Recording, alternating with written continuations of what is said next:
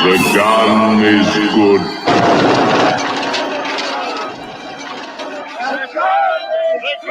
I did not hit her. It's not true. It's bullshit. I did not hit her. I did not. Oh, hi, Mark. Who are you? I'm your brother.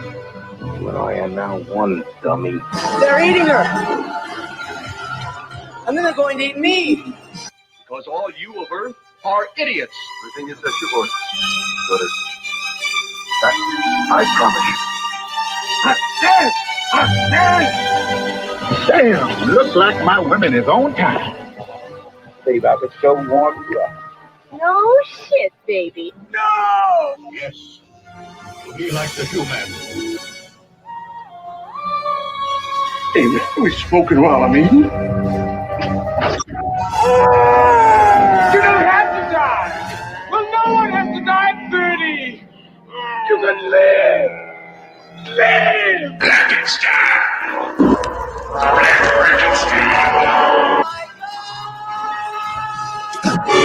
Oh, man. Oh, God. Oh, man. Oh, God. Oh, man. Oh, God. Oh, man. Oh, God. Oh, man. Oh, God. Welcome to Cinema de Fromage. And once again, I'm reminded I've got to fix that intro. So tonight, Herman Munster and Al Bundy duke it out in the exciting, hilarious, show-stopping Disorganized Crime this week on Cinema de Fromage. Play that trailer, Mr. Kinte. Let's see. Oh, we got it on time.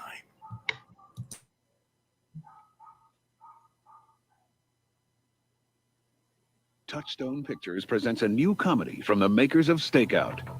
Meet Nick Bartkowski, safecracker. Well, hello, Nick. Max Green, explosives expert. When was the last time you saw your optometrist? Carlos Barrios, enforcer. I don't do relatives. And Ray Forby, car thief. Need a ride, gentlemen? These four professionals have been summoned to Montana by Frank Salazar, criminal mastermind, for a very important assignment. Now, Frank's gang is organized. Frank's plan is ready. The only thing missing is Frank. Where's Frank? Where the hell is Frank? Maybe he found a woman. Maybe he got lost. The problem is Frank is on the run. I ain't going after him by myself. An overeager cop is on his trail. Don't let him get away this time. Maybe Frank ain't coming back. And these total strangers are on their own. When you take a job, you stick it out to the end. When are we planning on doing this? Tonight. Good night. Now, four disoriented criminals are trying to pull off one disorganized crime. Sheriff, I promise you this is it. We're gonna get nailed. Get my clothes! Get my clothes! He's taking the car! He's taking the car! There's only one bank, George. What are we gonna do? Rob it and then run away on foot? We got him boxed in. I say we get the hell out. So you're just gonna give up? Gets a little hot in the kitchen. The kitchen burned down, George. Touchstone Pictures presents Corbin Bernsen, Reuben Blades, Fred Gwynn, Ed O'Neill, and Lou Diamond Phillips. The comedy about crime. We got him! We lost him. We found him. I'm gonna kill him. Disorganized Crime.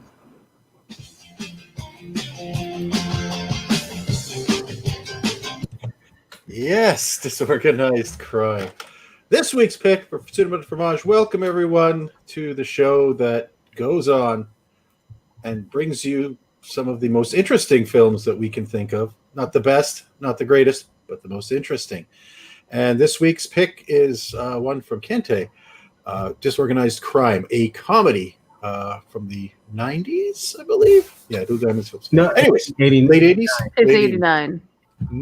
I was close enough. 89, 90, right there. Anyways, so without further ado, let's introduce the rest of the gang here and then break into what this thing is about. So we'll start off at the top with Kinte. How you doing tonight? I'm doing good. I'm doing very good. Happy to be here and looking forward to talk about this film. I feel like I try to make my list this year to be kind of mixed with funny movies as well as different kind of movies. So, we'll see how it goes. Yeah, and I can't wait to see your funny pick. So next is Josh, aka Frank Salazar, is here. How are you doing tonight? I'm doing great. Glad to be here to talk about this film, and I can't wait to break it down. It's going to be interesting. Hilarious. And then, of course, let's see if I'm going to get it right one of these days. We have right here in the corner, Jen. How are you doing tonight, Jen? Hey, I'm doing super good. I will definitely have lots to say about this movie. I was just telling everyone in our pre-broadcast that I said I had never seen it, and then 15 minutes into it, I was like, I've seen this movie before. So, yep, I've got lots to say about it. Oh, excellent. Good. Then I won't have to talk much. Also tonight, a special guest joining us. Natasha, how are you tonight? I am great. I'm happy to be here. Looking forward to the discussion. All right. Oh, you don't have to lie on our account. And also tell her how about what you do. What I do, I'm a therapist. I work in adolescent mental health and with young adults, and I am a professional speaker, and I'm now a comedian for the last year now. I think August makes it a year. A little bit of a workaholic. But yeah, just that's me. And what about adult adolescents? Do you deal with them? Adult adolescents, those are my favorite kind. King, see? Yeah. I'm one of those. Me too. You wouldn't know it, but I'm over 19. So 19 and a quarter? Yeah, you can tell I'm young if I start counting myself in quarters and halves, right? 19 and a half. I'm getting up there. You don't have to put a close up on me, Kinte. By the way, you're doing a really good job tonight with the switching. I like it. All right. You know what? Let's dive deep into this. A movie that I said is a movie that'll make you laugh until you stop. Jen, why don't you give us a rundown on this film? Well, we know that this was a really excellent film because the synopsis is concise and super short. 4 crooks cause trouble while waiting for their leader, Corbin Bernsen, being chased by 2 inept detectives. Our initial release date for this film was April 14th, 1989, and it was directed by Jim. Do we pronounce his last name Kouf? Yes. Jim Kouf. There we go. Yes, Kouf. And there it is in a nutshell. Well, good night, folks. We'll talk to you later. Oh, I'm kidding, Kinte. Why don't we start with you and have a little? Let's start talking about the film. It was your pick. Why don't you tell us about your background with this film and why you chose this film and what you have to say about it? Sure. As I think I said last week, that this was a film my brother saw in the theater and was like, he wanted me to see it when I was a kid. So I saw it maybe. Wait, how long was it back when movies came out back then in the 80s? Like, it took about a year or so, something like that. So whenever VHS, yeah, it was about 6 months to a year. 6 months to a year. So it was something around that time, and so it was something I always remembered as a kid. And at the time, Ed O'Neill was obviously the man on Married with Children. So a lot of us were fans of him, as well as Fred Gwynn and Lou Diamond Phillips as well.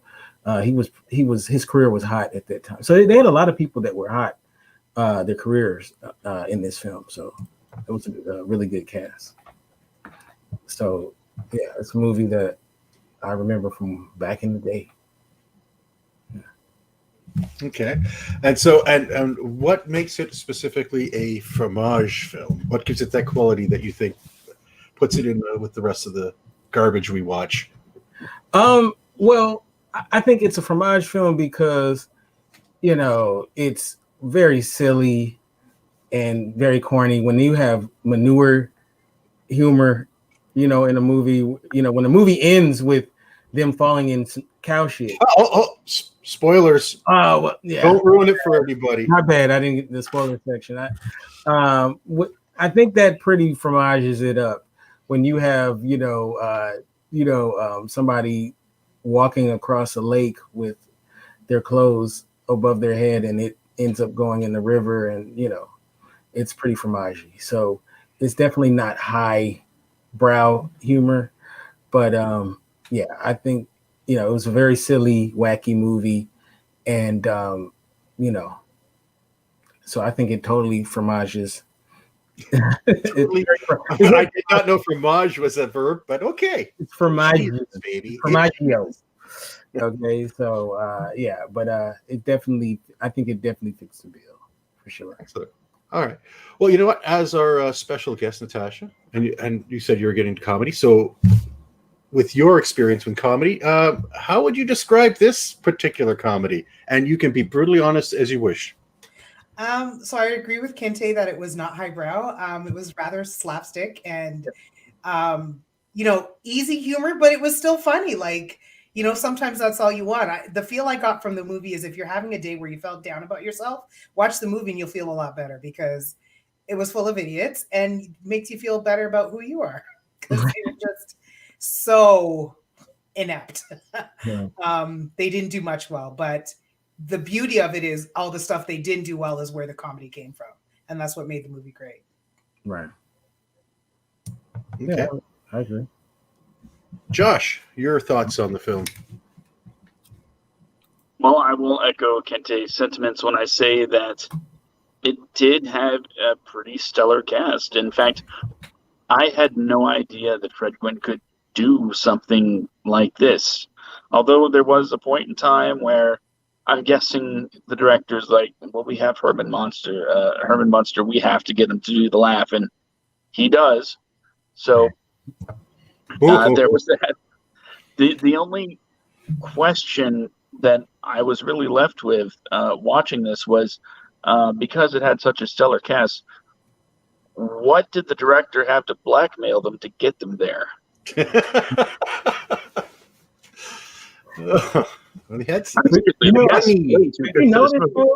If you notice, there were no movie stars really in it. They were all television actors besides Lou Diamond Phillips. It had Corey Matthews' dad in it. Yeah. Say that one more time. Corey Matthews' dad was in it. Oh, wow. Yeah. Boy Meets World, anybody? Yeah. Yep. Yeah, we were just talking about, me and Natasha was talking about that yesterday. He was in it. But it's all TV guys except for Lou Diamond Phillips. He was like the only at the time. Even then, he wasn't big. Did La Bamba come out at the same time, or was that just before this? I want to say it was before. Yeah, I want to say before. But I'll bet you this was being produced before La Bamba became big. That's my guess, because I'm sure that they got everybody at, and they may have got them all on scale, because it's like these guys weren't on the top of the game. Ed O'Neill was just starting up, becoming a TV star. Fred Gwynne was seeing his last great days as Herman Munster back in the 60s. So I could see where they might be like, we can get these guys pretty cheap before any of them become big or disappear or become just character actors. Now, was this before or after My Cousin Vinny? This would be before My Cousin Vinny. Yeah, before. Yeah. That's the last thing I remember Fred went in. And Pet Sematary. Pet Sematary, right. I loved him in Pet Sematary. He was awesome, yeah. Yeah, he's a great actor. Some things, ought to stay dead. Jen, we haven't heard from you yet. Aside from your stellar recitation of the back of the box. I'm so good at delivering 2 lines at a time. It's amazing. You should definitely utilize that talent way more. Yeah, we are underutilizing it. Okay, so I have a couple thoughts on this. One, this, as I remember, okay, this movie came out around the time that George Bush was elected as president.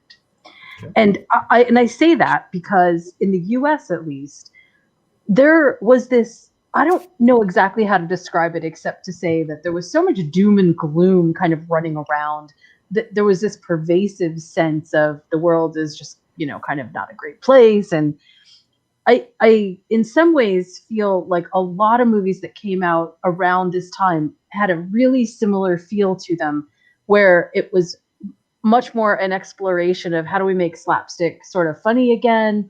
Can we pull together a group of people and do, of course they wouldn't have known what this was then, but do the Italian Job in a comedy style.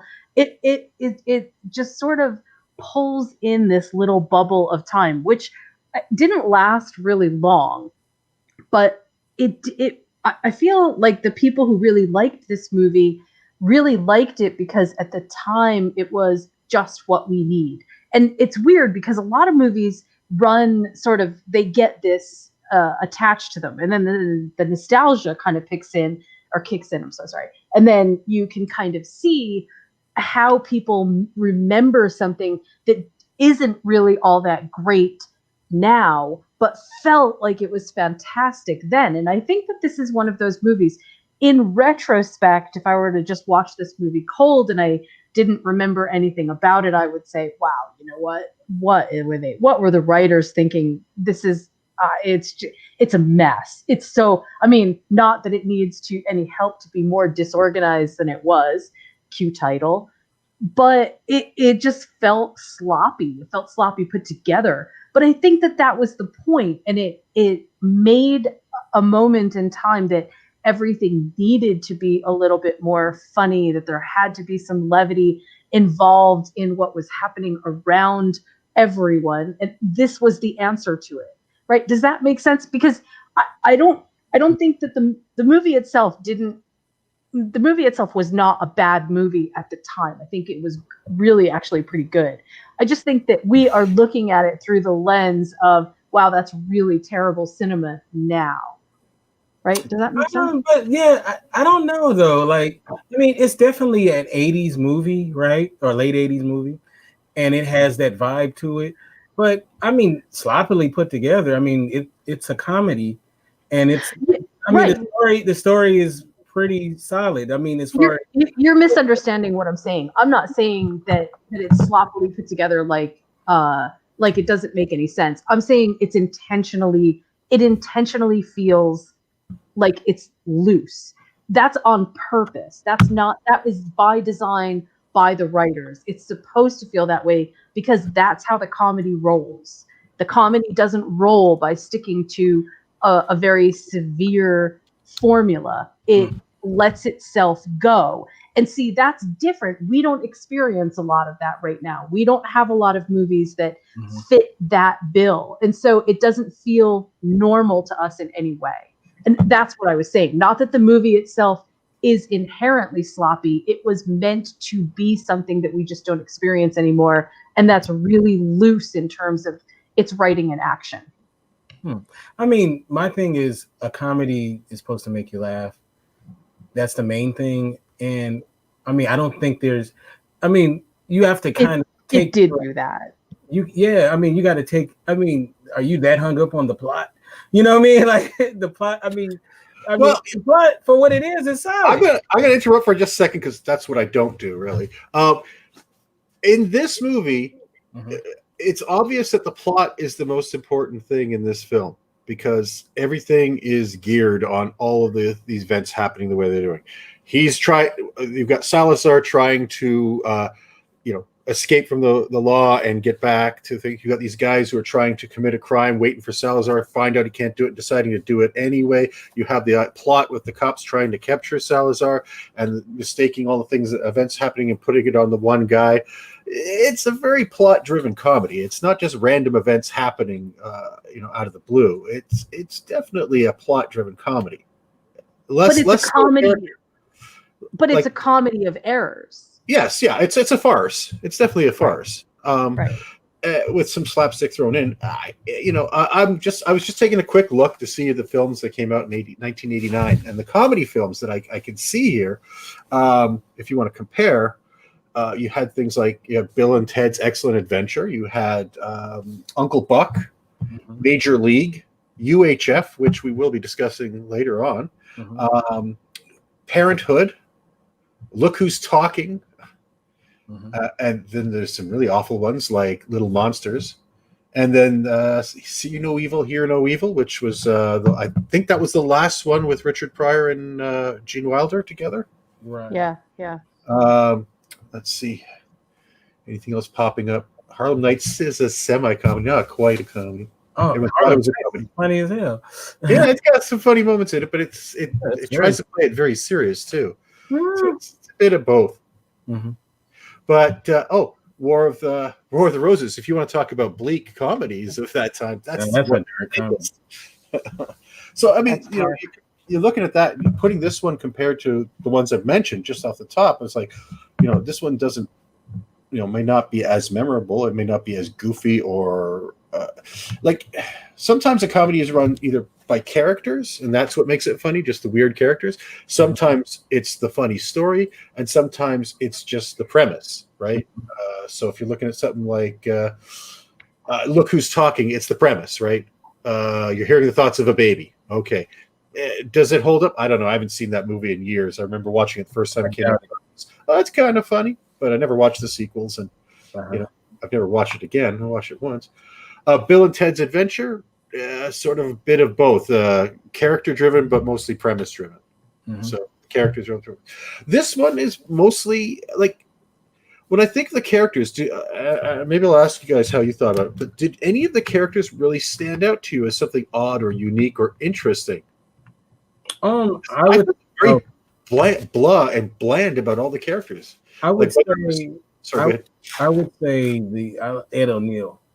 I thought Ed O'Neill stood out, I think. In this Ed O'Neill was hilarious. I thought he's and it holds up his performance over the years. And I think, I don't know, I think for what those characters were supposed to be, it worked. That's what they were. I like Ruben Blades. Ruben Blades was a very good character. When he shot the cans, those kids were when they heard those gunshots and it turned out to be kids shooting at cans and stuff. I thought he was good. I liked the guy from Boy Meets World. I can't think of the guy's name. He was cool. So, and then of course, Corbin Bernsen, his storyline, that I loved how it all came together. Well, spoiler alert. So that's part of the point, though, right? So this, the way that I see when you ask about the characters is it's not specifically meant to call out any one character in their zone. It's meant to be, and again, I just have to refer to the title. They are disorganized. They are meant to be like the funny gang that cannot seem to catch a break. And that is supposed to be where we are paying attention, not to any individual one character upstaging or being better than or worse than any other. It's the whole group together that makes this thing work. And that is quintessentially, I think that is the point. And that's why none of the characters stand out as, oh yeah, remember how awesome he was? I mean, one of the things that I think Lou Diamond Phillips brings to the role is his sense of, here at the time, here's this sort of kid-looking character who can get along with everybody else in this group and still be just as bad as they are. I mean, like, there's something, it's almost endearing the way that they fail. Mm-hmm. Yeah. The one thing, though, I would agree with Kinte about Ed O'Neill's character, that he stands out a bit, because I would put it this way. If it were a sitcom, Ed O'Neill's character is the one character you could make a spin-off show with. True. He's the only one that you would want to watch on his own. Everybody else needs everybody to make it work together. But Ed O'Neill's character, you could actually probably conceptualize watching him in his own right, and that character being that bumbling cop or detective or whatever doing something else. I could fathom watching him in something else as that character. The rest of them, I wouldn't on their own. I wouldn't want to watch it. Yeah, and I thought the pairing of him and Daniel Roebuck was great. They played off each other very well. No, they did. And they're just funny, man. Like Ed O'Neill was hilarious in the film, and I just how he was so obsessed with catching Frank, and he made everything about Frank. No matter what was going on, even when it was the stuff that they were doing, then it's like he's so obsessed, he just thinks everything is with him. And I think if you go back and see the movie, there's so many like little bits that even as someone who's seen it a couple of times that I pick up when I saw it too. So but going back to let's kind of go into the story a little bit. I want to start off with so there's this whole thing where Corbin Bernsen sends out a letter. Do you guys remember letters back? Yeah, remember that? I still get them. What are you talking about? Oh, okay. Excuse me. I still write it too. Oh, what are you in prison? That's the only people I know? No, I don't understand this email thing. I just have to. So, I mean, now it would be a text, right? The movie would start off with him texting those guys, but so he sent out like 5 letters or whatever it was, and gets the people to go to Montana without giving him. He had so much clout that with little information, they just hop on a train and come to Montana to meet up with him for this job, which they know nothing about. I can imagine you probably don't want to put it in a letter that, hey, come on down, we're robbing a bank, but I mean, it must have seemed like a great idea though, right? Because this guy writes a letter and he says, come to Montana. They couldn't have possibly thought they were going to get shot. There's like 5 people in Montana. We'll never get caught. There's 5 people here. Right. I mean, obviously that's silly that like a criminal would get a letter in the mail of his homie telling them to, it's like if Josh sent me a letter saying, hey, come to Montana. I have a job for you. I would probably want to letter in the mail. Right. I don't know if it would work. That probably wouldn't work, but you got to take the leap. It's a film. And most of them, and they really didn't know each other too. So now they have to come together and kind of decide. Well, one is not kill each other at first.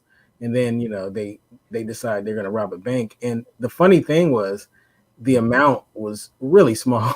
It was like $500,000. It was over $1 million because remember his bail was $1 million and they asked how much we have. No. But Spoilers. No. See, you're spoiling. Oh, they thought they were robbed. They were stealing $500,000. So my mistake. We're going with what they thought was $500,000. Okay. And even in '89, that seems like a low number to do all to risk all of that for. To fly across the country for. Yeah, that's like or travel by train. Cheaper back then. Yeah, so it was like depends on how desperate you are. So there was there'd have been 6 of them if Salazar was involved. So that's less than 100,000 a piece. If that was the actual number. My job. That's not bad. I don't know, man. If Are I'm you making less than 100,000 in a few days? Like, if you put it in context, it's pretty good. That's not a bad job. A bad week's work. I need more than that if I'm going to risk my. I need enough money that I can, You're thinking like a non-criminal. This is what exactly. This is their livelihood. Exactly, and also Kinte, you wouldn't make a great comic relief because you're already thinking too far into this. They clearly were not thinking that far into it. I'm pointing out, like, even today, what I'm pointing out is today, even in a movie, it wouldn't be $500,000. It would be like, okay. In today's movies, they make it big because it has to sound big, but it's kind of ridiculous too. It's like, okay, let's say you pull off the $1 billion heist. What's going to happen to you now? $1 billion is gone. Do you think the government is going to stop trying to hunt you down and find you in any way, shape, or possible? Because you basically embarrassed everyone by taking that much money. I mean, you think Goodfellas is based on, you know, true. The Lufthansa. The Lufthansa heist was what, maybe $3-4 million, which was the biggest heist at the time. And even then, they were being hunted down, and they didn't stop looking for these guys decades after it happened. No, I agree with you. I'm just saying in movie. Oh, in movie logic. Well, no, even in movie logic. In a movie, that's a low number compared to what it would be today. But don't forget, these are the guys that were robbing, Piggly Wigglies and everything to make money for bail for their buddies. So yeah, that was fun. I don't think they really care. No, I'm not questioning that as a plot line. I'm just pointing it out. The time. Can I interject something? Sure, of course. Okay. I watched this movie for the absolute first time, and I went in completely blind. So in my head, I'm seeing things like, kind of from a writer's perspective of, train going through the mountains, and okay, we got a train station here. Okay, there's a guy with a bag and a guy with a similar bag, and is there going to be some sort of bag mix-up, and that's where the shenanigans occur? Or, oh, there's a third guy with a... Wait. There's a car. Is that car going to take the wrong bag, and we're going to have the zaniness? No, he has a bag too. So, and as Frank is, picked up, I start thinking, okay, is this going to be a Reservoir Dog situation where there's, a mole? Is that? Yeah, I seriously thought Lou Diamond Phillips was a mole at the beginning of the movie. I did. I think he's a young guy that nobody knew anything. Said, "Oh, okay, he's going to turn out to be like a narc on these guys." And it was. I thought it was going to be the obvious. I don't. From Boy Meets World, I thought it was going to be him because he was always so, let's not do this. Are you sure you want to do this? And just doubted everything. He was such a downer, as far as his role to the rest of the group. So, the point I was saying is, like I said, I went in blind, and as the movie went on, I realized that everything I thought that it was going to be about, because I kept waiting for, how did they know? And there was that one scene where they're talking about Frank's mom. Yeah, that's the mole right there. They tell you who the mole was. Yeah, but I didn't think it was going to be, that. I was like, oh, they're just I think they were just saying that because they were messing with them at the time. I mean, that was a Your Mama joke was what they were doing there. Well, I mean, but I don't know. I think that was meant. I think they threw that in there kind of to say that's how we caught him, Well, no, I think they were just doing that to needle him. I think that was a Your Mama joke, basically. Yeah, but I think also we paid $100 and your mother turned you in. Yeah, I think they meant that they were making fun of the whole thing, because at first they said, "Oh, we had to beat her." No, we just did. I think she didn't say a thing. I think they were just doing that to needle him. That's how I took it. No, well, I don't know. I took it as there was some truth to it, but they added, where she turns him in. Yeah, so the first time they were like just jerking with him, and then they were like, no, it was actually a lot easier than that. I thought it was going to go somewhere else too, which it did. Yeah, I thought it was definitely going to be one of the robber guys was going to be a cop or something. Yeah, that's what I thought too. I thought Lou Diamond Phillips was going to turn out to be a mole, which young guy in the group that nobody knows about, and it turns out it's a weird thing because there's a lot of dropped threads in this film, potential comedy bits that seem to build up to something and then they just don't. The big one that sticks in my mind is when what's his name? Spanish Kevin Spacey there is in the car talking to the police. Ruben Blades. And that's all I was thinking. Hey, it's sort of Spanish Kevin Spacey there. Or maybe not. Wow, that's not the character. It was a very... Anyways. Besides the point. So he's talking to the cops about the girl in the bank that he was flirting with, right? So you figured, okay, there's a thread here. They built up... Wanda, right? Right, Wanda. So they've set this up. I mean, this is a joke setup right here. Boom. he's met Wanda. He's flirted with Wanda. He knows Wanda by name. That's your setup. Okay. Later it comes. He's talking to the cops. Okay. They know Wanda. He's going to meet Wanda. Okay. Where are you? And one cop looks at him. You're going to see Wanda tonight? Now, if you're going to carry this through, that cop would have been Wanda's husband. And that would have been, oh my God, this guy's, that would make it even funnier because he's now telling this guy, oh yeah, I'm going to have dinner at this girl's house. You know Wanda. And it's like, yeah, that's my wife kind of thing, which could have made a really interesting thing. But instead they kind of go, oh yeah, you're going to go see Wanda. And it just kind of fizzles. And I'm like, oh. I mean, I thought the important thing was Lou Diamond Phillips under their car, and it wasn't. The funny part would have been right there saying, okay, guess what? You are now talking to Wanda's husband and or boyfriend or whatever, and saying, yeah, you're going to go be seeing her tonight while he's working. And that creates this kind of new tension, creates a bigger situation for them to get out of. But they kind of go. I'll say this. Just as a side note, the woman who plays Wanda Breen in there is the director's wife, for real. But second, I looked that up while because I thought the whole setup was just basically make his wife feel good about having someone compliment her and her clothes and everything. Apparently, but the tension is supposed to be. There's a point where he says, "I'm going to go see Wanda," because that's the only name he knows.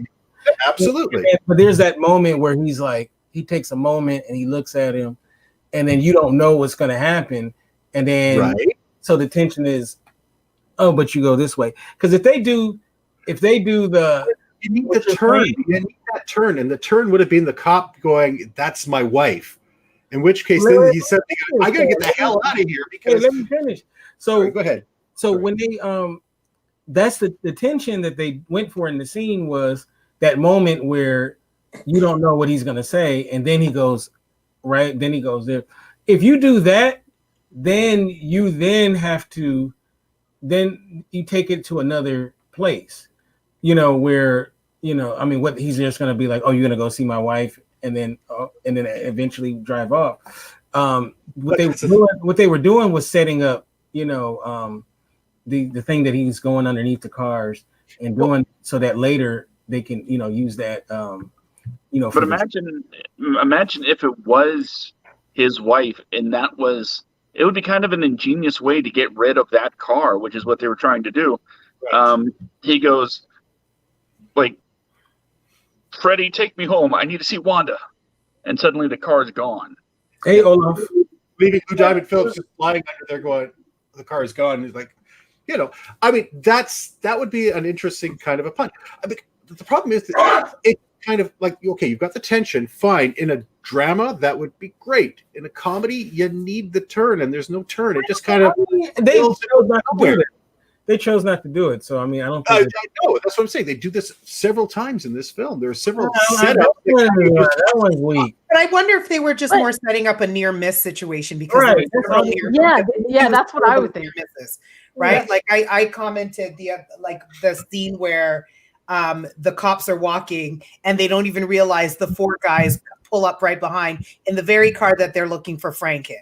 Right? Like there's all these near miss scenes where it's like almost, right? But if they had say it was the guy's wife, that could have just taken the movie in such a different direction. Right. Well, and it would have put brakes on what was supposed to continue. Right. Fair enough. I mean, I do see that point. But like I said, but it feels like, okay, the setup is just wasted. It feels like, okay, boom, and then no, we got to keep the plot going. We can't break here. And I think that's the problem that I always have with the film is that the plot is the most important thing. They've got to get that robbery done, and any side things are directly linked to that, and there's nothing else. You can't have a side story that is not linked to the plot, and you're kind of locked right in there, and the whole thing is very locked tight. Isn't that the title? The title is Disorganized Crime. Is it really disorganized? That's why I said what I said at the beginning. At the beginning, I said it feels like it is just loose and by, all it, and it's intentional. I don't agree with you, but I think you're way over analyzing a stupid 80s comedy. Like seriously, like we didn't overanalyze They Live last week for 2 hours, right? But no, that was you. But I would hate to, and I know it's not Fromage and it's not pre-90, but I'd hate to see you guys do Inception if this is how you go in on a cheese. I don't like Inception, so don't worry about it. I'm like, but we didn't analyze their live as in like picking it apart, or stupidly. Like we just basically talked about it. Just wait until next week. I can't wait. Oh my god. Yeah, but I think it's going way. No, hold on. Okay, we're doing a comedy, right? Right. And supposed to laugh during a comedy. And I thought it was hilarious. Yeah, it's subjective. I sat there and I broke a smile twice. You like really? I didn't chuckle. You like dumb shit, though. So I do like dumb shit. I do. But I like to have my comedy. Maybe I like my comedy a bit broader. I didn't find like the one-liners that they tried to put in didn't work, and the comedic situation. Lou Diamond Phillips being dragged under the car, I guess, was the closest they were going to get to broad comedy. And even then, he gets up, dusts himself off. He's scratched on the back. I'm like, they threw him through puddles. He went over a curb, for God's sakes. His legs almost dead. I loved that. Dead because of it. I loved it until he got up, and I'm like, oh, come on, at least have the back of his shirt all like have almost you never watched Laurel and Hardy? No, yes. Haven't you and ever you know what? seen Their Laurel clothes and get Hardy? in. I do. I own the entire collection of their talkies, and you know what? Their clothes get wrecked when they do something like that. Okay, King. Maybe they couldn't afford it in their supposed to be ridiculous. So reality doesn't work in this film until it does. I mean, it's weird. This film it grounds itself very hard into reality, right? And then it'll be something broad like that, and then go, oh yeah, nope.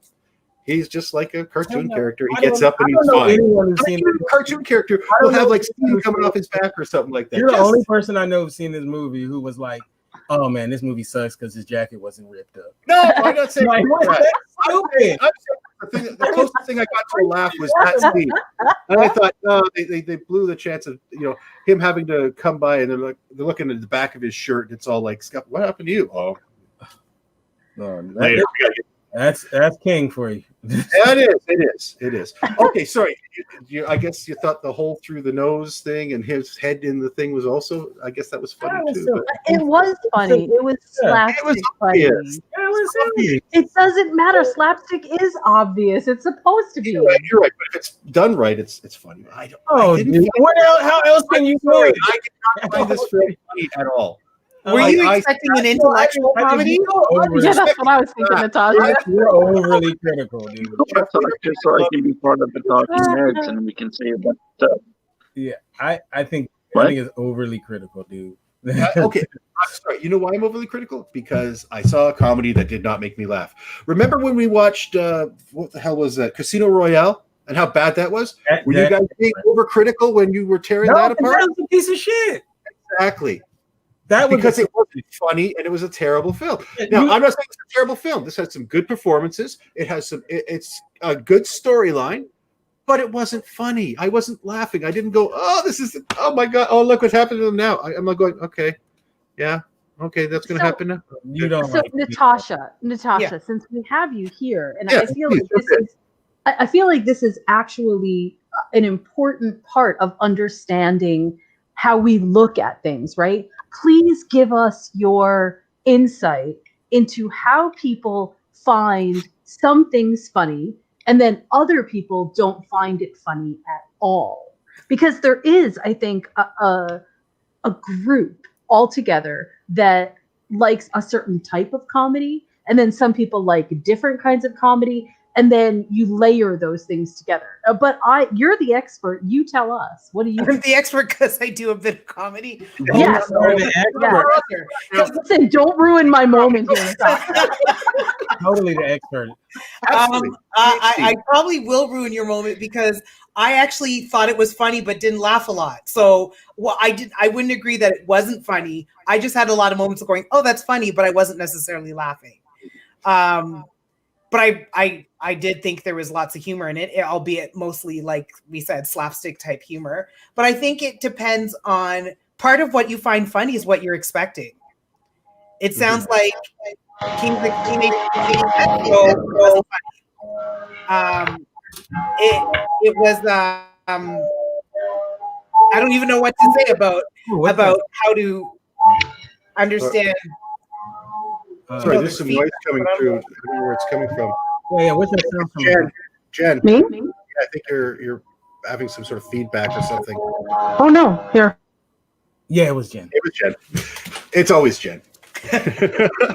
Sorry, go ahead, Natasha. So yeah, I mean, what to say about, I think that I get what was being said about there were some opportunities missed with the comedy. But I think it was, I don't even know how to put it. Like it was, the comedy was laced into the plot, which was was obviously very important, but it wasn't necessarily as funny to some as it was to others, right? Yeah. Like I said, I found it funny, but wasn't necessarily laughing all the time, but was amused by it. Mm-hmm. So I don't think I laughed as much as maybe some of you did, but I was totally amused and totally appreciated just some of those scenes where you're like, oh, here we go again, because it being a comedy of errors, that's what part of it was amusing, when yet again another situation happened. You're like, these guys are idiots. That was amusing. That was part of the comedy, right? Mm-hmm. And I don't think you could really watch it and expect much more, because that's what they were presenting. So I don't know if I really spoke to what you're saying, Jen, but for me, I don't know how to break down, comedy is such an individual thing. I know from doing comedy, there is a major challenge. The major challenge is, how do you make a bunch of people with different types of sense of humor all find one thing funny, right? And usually slapstick is fairly safe because it doesn't require a lot of, it usually appeals to most people when you can be amused at that level, but I guess this time not the case. Oh, no, look, I'm not saying it was a terrible film. It's like, oh, this is awful. No, the film was fine. The plot, I like the plot. I like the acting. I was amused at the scene with Ed O'Neill chasing his pants down the river for a while. That was fun. Some interesting things did come up, and I was like, okay, that's interesting. That's not bad. But I never thought, oh my God, that's hilarious. Like, okay, this is going wrong. That's going wrong. Okay, I see where they're going. That everything's going to go wrong as they're going along. Hence the title, Disorganized Crime. Got it. But I'm sorry, it just, I just wasn't my cup of tea as far as comedies go. I think it was a fine film of plot stuff that, everything going wrong for these guys, but that could have been done as a drama and gone the same way in some cases if you just change it just a little bit. So, it could have been a good heist film too. Oh, go ahead, Josh. Yeah, go ahead, Josh. I just want to say, in my opinion, that watching this, it seemed like Ed O'Neill was the only one that really understood and played up to what the movie was supposed to be. It seemed like all of the gangsters more or less played it pretty straight for the most part, and he was the only one that was actually going over the top with his performance. But I don't think you want everybody to be over the top, though. No. But no, and an over the top ensemble with comedy of errors. You want to see some bigger reactions to things that are going wrong. The frustration's got to be up to here by the end of the film, where they're literally losing their minds because of everything falling apart. I mean, like I said, there's some weird things where there's threads that happen that go nowhere. Fred Gwynn suddenly he's like, "Oh, my heart!" Oh, and the dramatic sting of music comes up, and it's like, "Oh, what's wrong?" It's just my heart, but don't worry, I'll get through this, and we're gonna do this thing, and I'll kill you if you guys back, and then nothing. It's like, okay, why was this scene here? What was the point? Because they were. I noticed it because it was there, and it was being very obvious that this is a scene that's. He was having a physical altercation. He's an older guy. Yeah. Okay. And right. He had when you're writing a story, but when you're writing a story, no scene is just to be a scene. There's a reason for every scene in a film if it's done right. And that was a scene that was set up. They put the musical sting. They did everything to make that look like it's an important scene, and it doesn't pay off anywhere.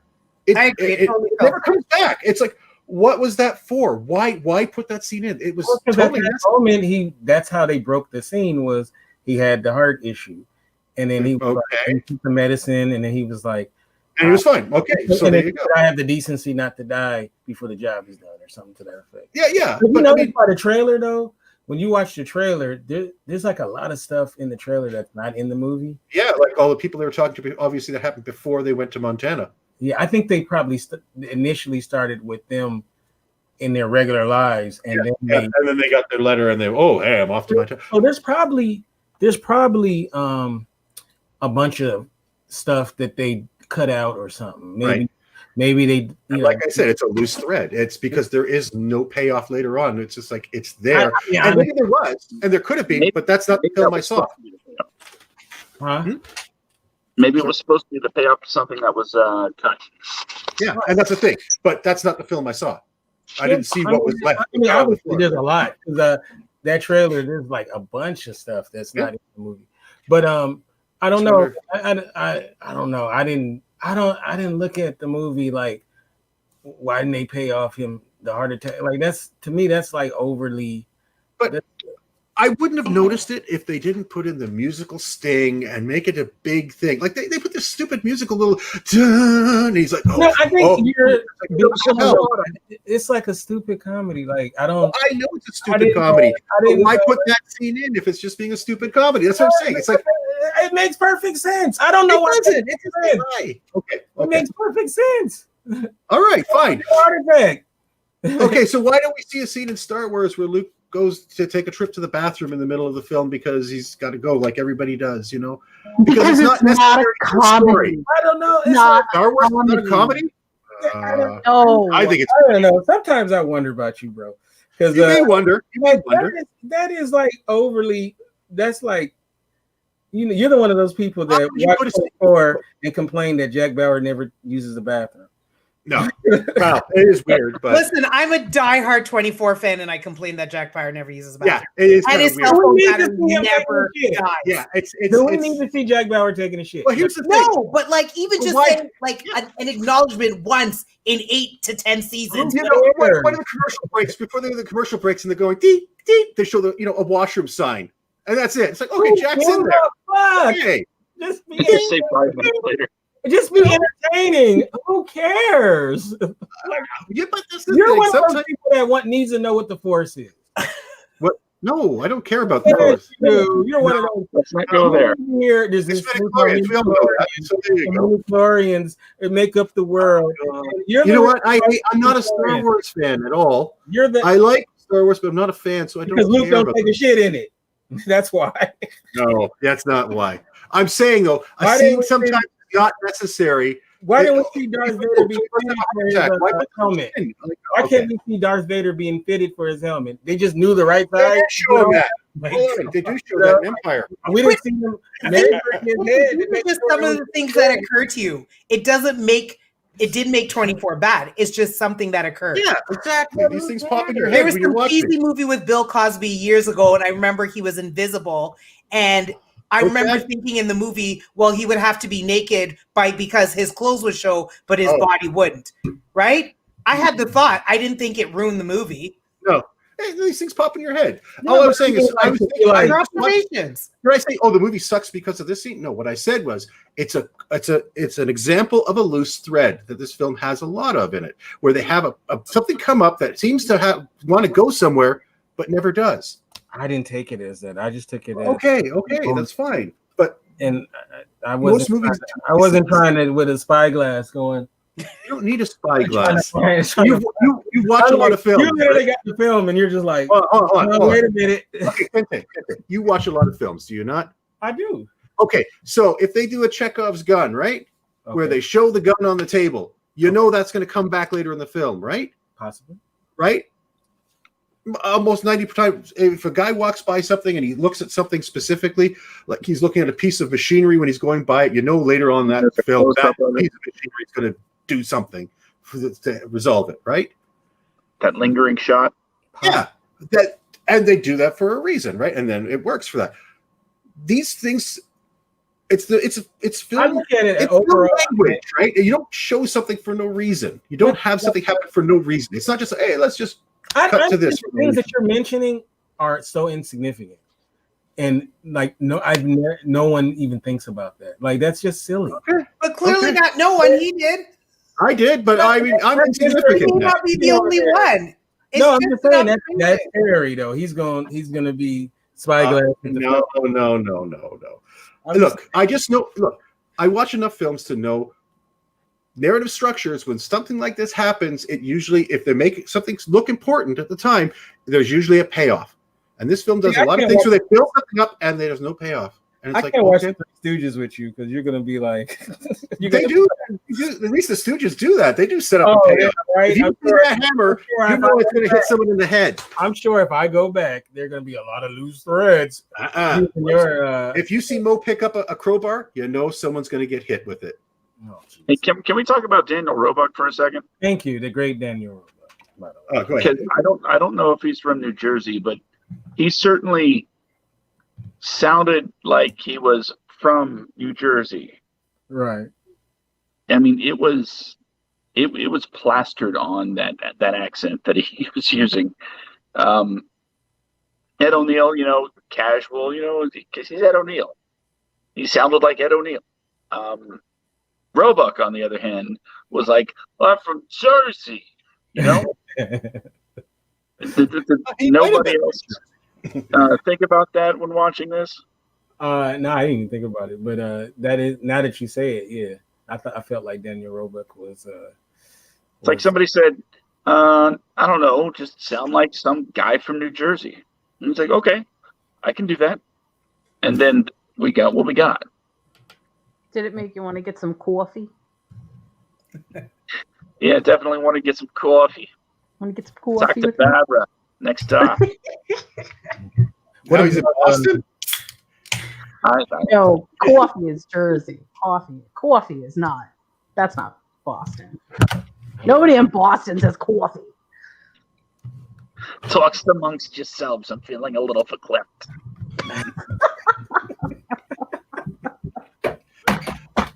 From a guy from Oh. That's good. That's good. All right. I'm sorry that I was getting feedback. I don't know what was going on, but I listened to everything you guys were saying. And one of the things that I think that happens on Cinema du Fromage is we sort of run aground sometimes by having movies that are specifically supposed to be cheesy and possibly not the pinnacle of Academy Award-winning cinema, which is awesome because that's the point of what we're doing. Point, and right. when we uphold, not every shot was done with fourths or thirds, or not every film had a perfect first, second, and third act, that what we miss the point of what we're doing here, which is not to hold any of these movies up, but to laugh and say, wow, some of these movies are so hilarious that they become caricatures either of the moment that they were written and released, or they are just entertaining because they are cheesy. That, I think, is ultimately the bottom line. And getting lost in the semantics of whether a movie was good or bad throws the whole premise of what we're doing here off and out the window. Yeah, it's funny. I went into this season like with this thought that I was gonna, because I felt like in the previous seasons I was doing what you were saying, Jen, as far as and I'm like, you know what, these movies are supposed to be of this caliber, so I have to change my thinking when it comes to my scoring of the movies because for that reason. I mean, the point of the show is that these movies are not Academy Award winners. You know what I'm saying? These are not necessarily Raspberry Award winners, but definitely, cheesy movies. So if you watch it from that prism, then it kind of changes the way, if you do that, it changes the way that you think about it when you do your scoring. So I mean, I felt like myself, movies that we've done in the past, I probably done that. So we have to maybe it's a way that we scoring too. We got to change is on the more of like a cheesy meter, more than then like, okay, is the story good? Is the acting good? Is the sound design good? Maybe we should judge its cheesiness more than its actual film craft. So can I give you one quick hot take about some people that have listened to the podcast and given me quick feedback on it? Sure, please.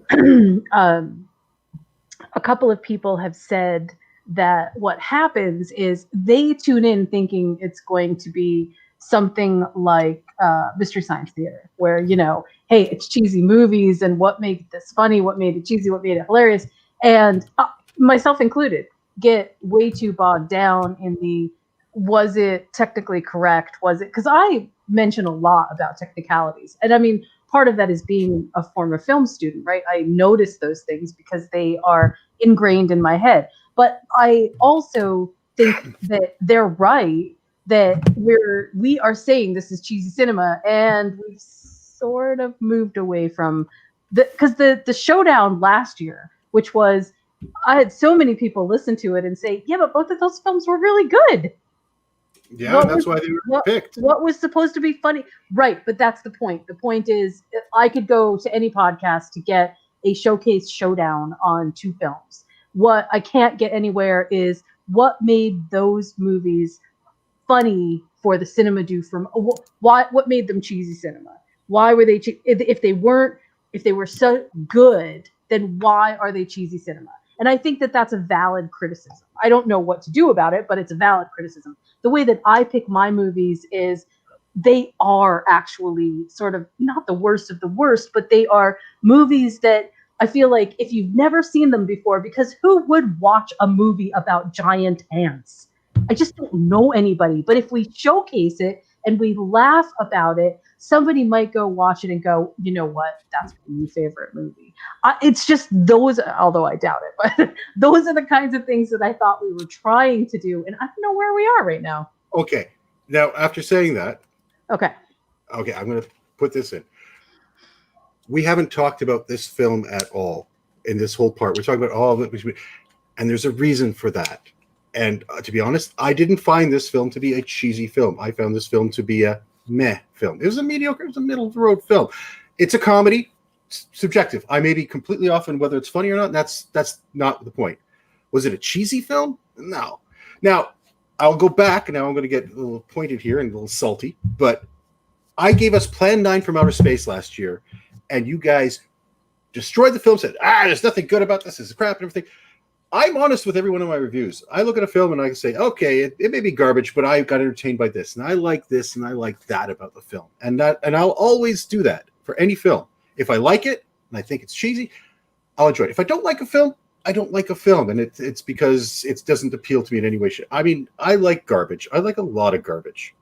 I mean, the films that I pick are usually like, for example, we're gonna put this to the test. If we're gonna talk about cheesy films, we've got Robot Monster there. And it is a steaming pile of garbage as far as films go. But I am entertained watching it because it's got so many goofy, dumb things about it. Then we're scoring it wrong. Then we are scoring our films wrong. We're scoring them upside down. I'm not scoring based on whether they're... No, hold on. When we create the things, it wasn't to say, oh, this has to be... And I think where we've gone wrong is to assume that the highest score was the winner.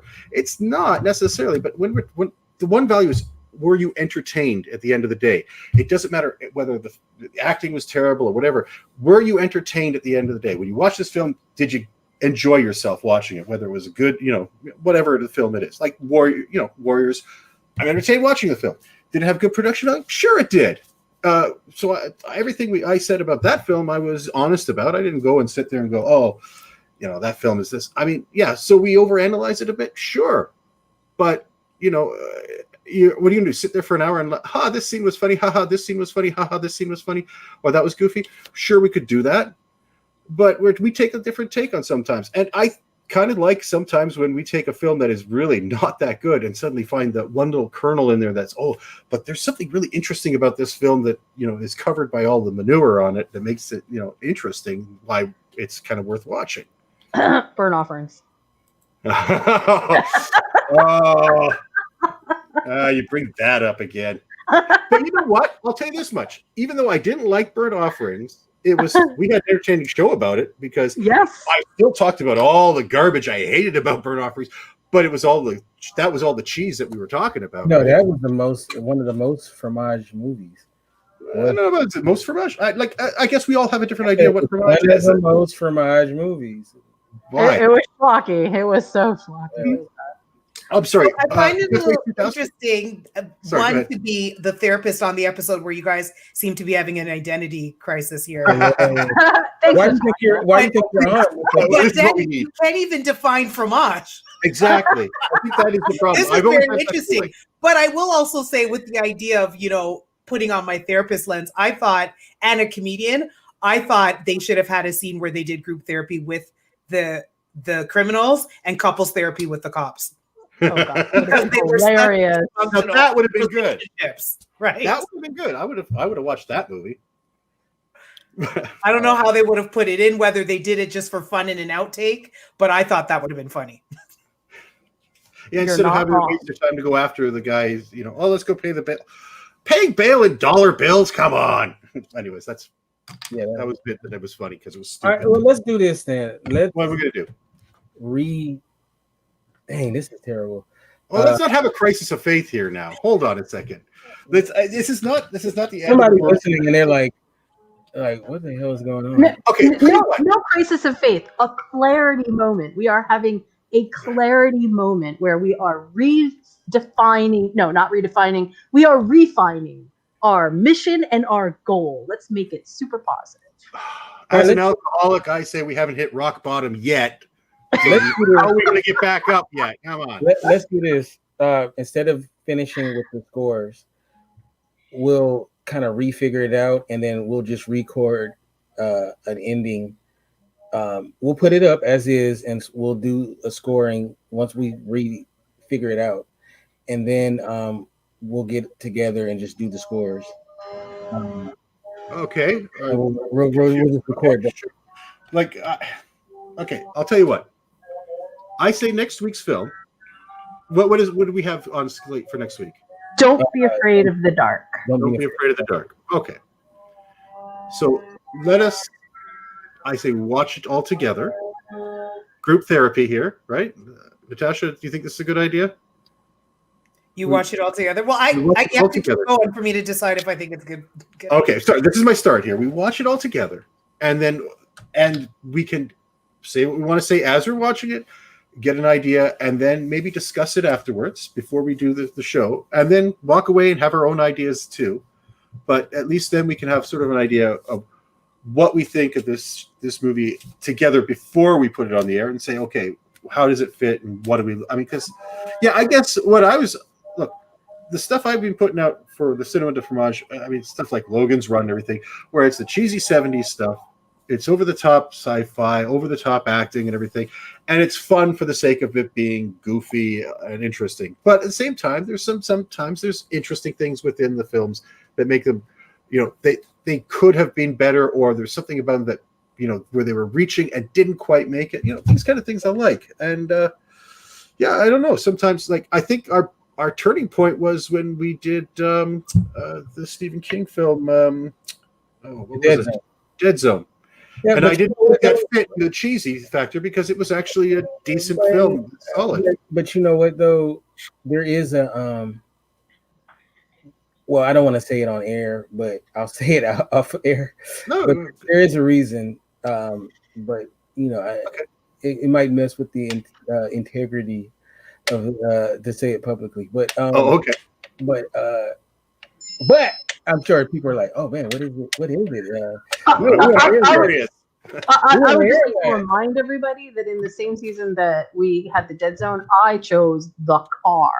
Yes, The Car is perfect. And The Car was a perfect film for this group. Can I be honest though? Just between it don't fucking Yeah, I know. That's really the bottom. It really line. doesn't matter. That's really the bottom line. You're right. We're getting to heaven. We should decide. Oh. We should decide to score this differently if we're going to do our showcase showdown at the end of the season, because people do get confused. I mean, that was really valid criticism, I think. And I heard it from 6 people. So 6 people is not just a little tiny to me. No, that's a 100% tiny of our sample. audience. That's like a lot of people. Yeah, it's that were 100% of our oh my audience. god, I listened to this. I'm so glad that I can talk to you. So yeah. But now, what were the two films? It was Strange Brew and Dawn of the Dead, was it not? It was Strange Brew and wait, was it Dawn of the Dead? Yeah. No, wait. Dawn of the Dead was first season. What was the? No, it wasn't. That was last season. No, that was it. No, I was pretty sure it was Okay, Dawn of the maybe Dead. it was. Because I had to defend Strange Brew. Yeah. That's right. No, I it think didn't. so, right? That's right. But I mean, they're both cheesy films. Like, I don't see how they weren't. What you say? Oh, because I like them, No, that they're not No, cheesy. no. That's. I don't think that's the point. I think what people are trying to say is they're both really good movies. They're not movies that you would end up seeing on Mystery Science Theater. They're not movies that you would. I know. That's their I know. expectation. That's their right. So we need a better job at either messaging that's not what we're doing, or we need to specifically broadcast that, hey, here's our criteria, and this is what we're going to do. Let's do this. Let's say goodbye, and then we'll talk about it in off air. Because this is boring. So now we're not going to talk about this in front of the kids moment. Right. No, I mean, damn, this is boring as hell. We love you, but yeah, there's something. It's so off topic. It's so off topic. And once again, I'll put to the fact that because we've gone to this film didn't give enough to make us want to talk about the film. No. I mean, no, that's not true. I disagree with that. Yeah, Okay. I think we had tons of you know what? Let's talk about the film. Let's go back to the film. Just let's talk about the film then. Look, why are we giving up then? Just we kind of effed it up. So like it's Okay. I mean If it gets a little spoiler alert. You should come back. Wait a Another minute. Wait a minute. Spoiler alert. They were successful in robbing the bank. All right. So let's do this. They were? I missed that part. Yeah, they were successful. Oh, and someone got thrown into poop. Right. Cow. Yeah. All right. Natasha. And after that, Natasha, how you doing?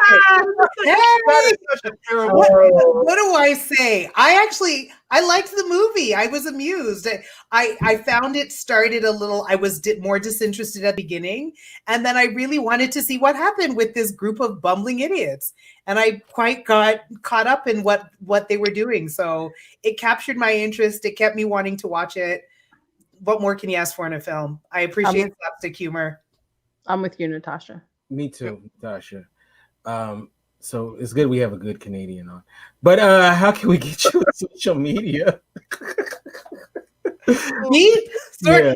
And tell us about your show. I'm sorry. So I do a show called The Human Experience Tuesdays at 8, even though I didn't do it this week because I decided to actually listen to my own advice and practice some self-care. And I slept instead. It was beautiful. So I just talk about all kinds of things about what we experience as human beings, in our emotions. And my big thing in speaking is about resilience. So I love to focus on how we demonstrate resilience, how we can become more resilient.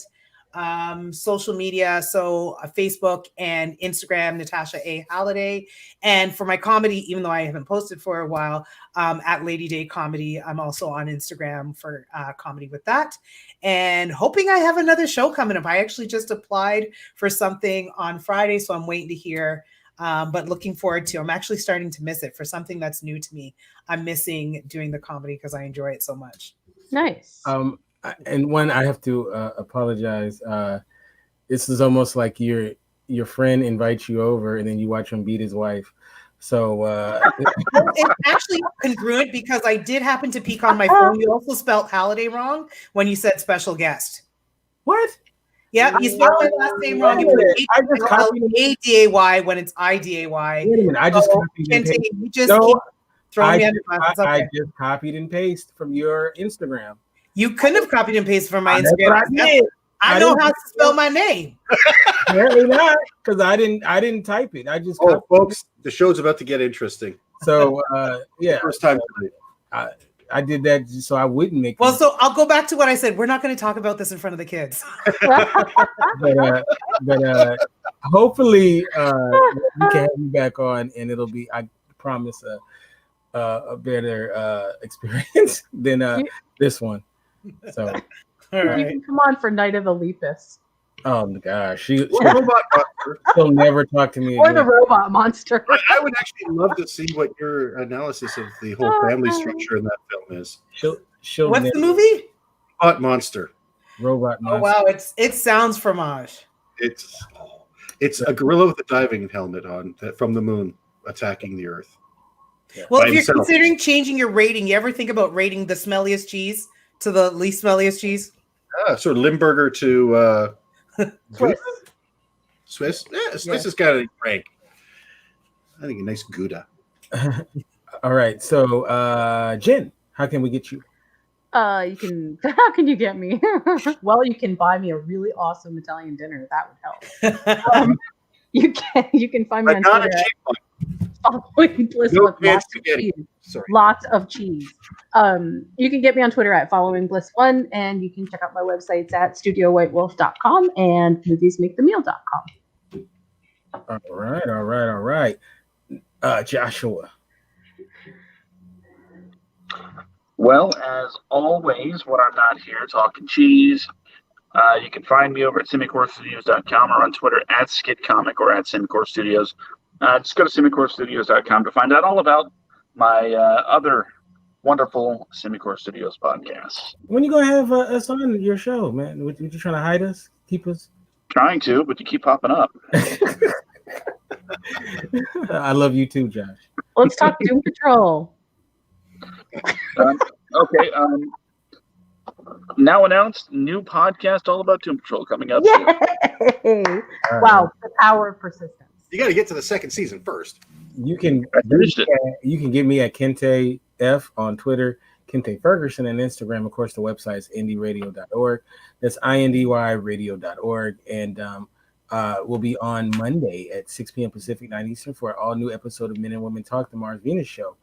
Don't remember what the topic is, so please forgive me. I know that's It's free, no matter what it is. But next week, though, I'll get into next week because we got to tease next week. But